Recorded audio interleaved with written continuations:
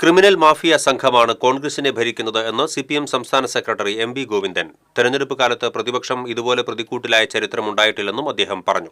മുകേഷിനെതിരെ നടപടി സ്വീകരിക്കാൻ അദ്ദേഹം സിപിഎം അംഗമല്ലെന്നും എം.വി. ഗോവിന്ദൻ വിശദീകരിച്ചു.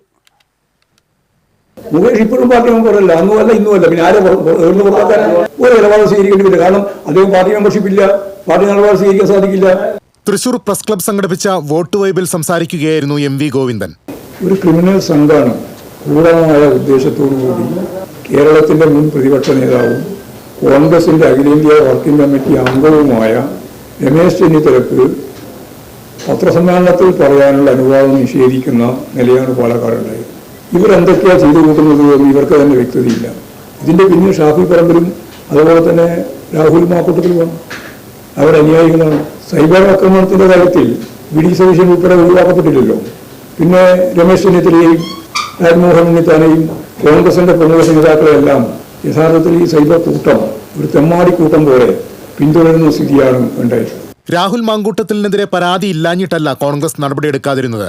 അവർ തന്നെ പറഞ്ഞത് 9 പരാതികൾ ലഭിച്ചെന്നാണ്.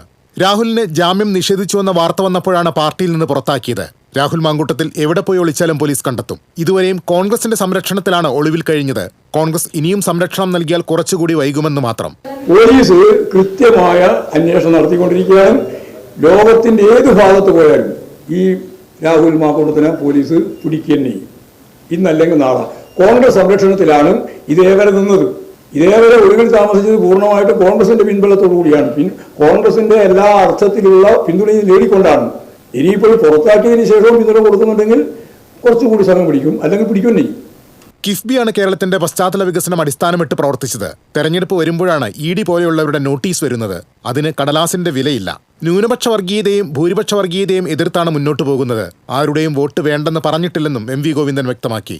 ശബരിമല വിഷയത്തിൽ ആരെയും സംരക്ഷിക്കില്ലെന്നും എം.വി. ഗോവിന്ദൻ കൂട്ടിച്ചേർത്തു. സിപിഎം ജില്ലാ സെക്രട്ടറി കെ.വി. അബ്ദുൽ ഖാദറും മുഖാമുഖം പരിപാടിയിൽ പങ്കെടുത്തു. TCV news, Thrissur.